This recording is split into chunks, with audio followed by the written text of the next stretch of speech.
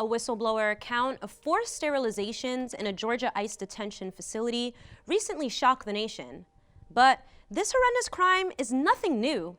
The U.S. has a lengthy and well-documented history of medical and government authorities forcibly sterilizing Black, Latina, Indigenous, disabled, incarcerated, and poor women. Here are just a few examples.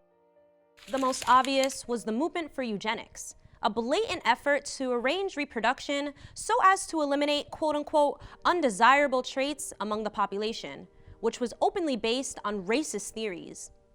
Eugenicists established research and foundations that popularized eugenics in the scientific community and society as a whole. The movement gained popularity in the 1920s, which, no coincidence, was a time of severe anti-immigrant restrictions and the great migration of Black people into urban areas. The practice of forced sterilizations was institutionalized by the Supreme Court itself. In the 1927 Buck versus Bell case, the Supreme Court allowed the state of Virginia to carry out compulsory sterilizations. The state sought to sterilize a young woman for having a child out of wedlock, with some records suggesting that she was raped. Justice Wendell Holmes wrote, quote, "It is better for all the world if instead of waiting to execute degenerate offspring for crime or to let them starve for imbecility, society can prevent those who are manifestly unfit from continuing their kind." More than 30 states passed legislation in support of forced sterilizations, according to the standards set in Buck v. Bell. Many states created eugenics boards to promote and oversee the forced sterilizations of mostly Black women and immigrants. To this day, the ruling has yet to be overturned. In the early 20th century, forced sterilizations in the US were so widespread and disturbingly effective that Hitler himself reportedly told a Nazi colleague that, quote, "I have studied with interest the laws of several American states concerning prevention of reproduction by people whose progeny, in all probability, would be of no value or be injurious to the racial stock." Even after eugenics fell out of favor in academic circles, sterilization abuse continued. It took place in the form of medical coercion and deception in situations where a woman does not know she is being sterilized or concedes to sterilization under duress. Overall, the practice was so common in the South that Mississippi appendectomies became a nickname for unnecessary hysterectomies on Black women, largely performed at teaching hospitals as training for medical students. Born and raised in Mississippi, the renowned civil rights activist Fannie Lou Hamer was one of the most well-known victims of these quote-unquote appendectomies in 1961 when she underwent surgery to remove a tumor from her uterus. And in the South, it wasn't just Mississippi.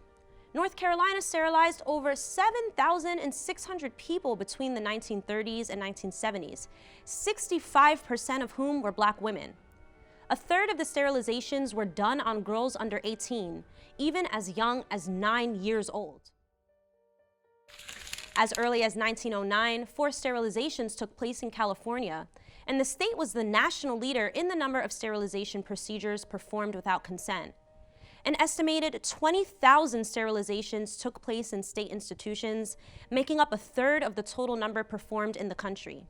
These sterilizations targeted women with Spanish surnames, many of Mexican descent. A 2015 documentary film, No Más Bebés, follows a class action lawsuit representing hundreds of mostly Mexican women who say they were sterilized without informed consent shortly after giving birth in Los Angeles public hospitals. This crime against humanity was not confined within the US mainland borders. In the colonized nation of Puerto Rico, population control remained a major effort of the US government since it seized the island nation from Spain in 1898. In 1976, the US Department of Health, Education, and Welfare reported that 1 in 3 Puerto Rican women of childbearing age had been sterilized by coercion or without their consent. The US policy of forced sterilizations was so common in Puerto Rico that it was simply referred to as la operación. American doctors trained staff at private and public hospitals across the island and instituted the practice of sterilizing mothers of 2 or more children after birth. Indigenous peoples across the US have been subjected to this inhumane practice during much of the 20th century. A 2010 study found that as many as 25 to 50% of Native women were sterilized by the Indian Health Service between the years of 1970 and 1976 alone.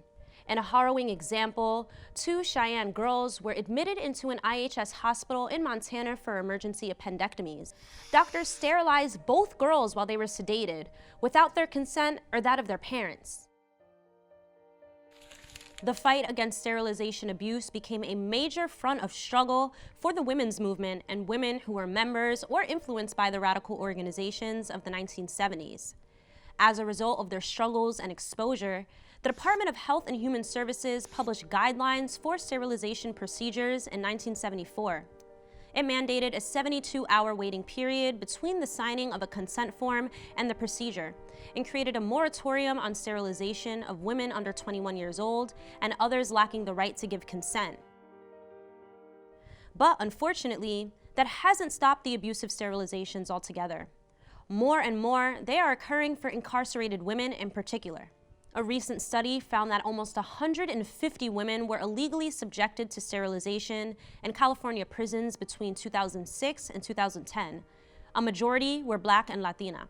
The latest whistleblower account, brought by Dawn Wooten, a Black woman and nurse in Georgia, revealed that an untold number of immigrant detainees may have received such procedures in the Irwin County Detention Center. Mounting evidence shows there is extreme medical neglect occurring in ICE facilities and private detention centers nationwide. So, in a nation founded on the genocide of Native peoples, the enslavement of Black people, and cheap immigrant labor, forced sterilizations are not as uncommon as we'd like to believe.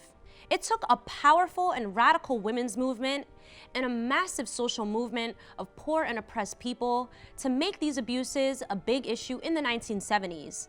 And it's going to take an equally powerful movement today to root out these abuses for once and for all.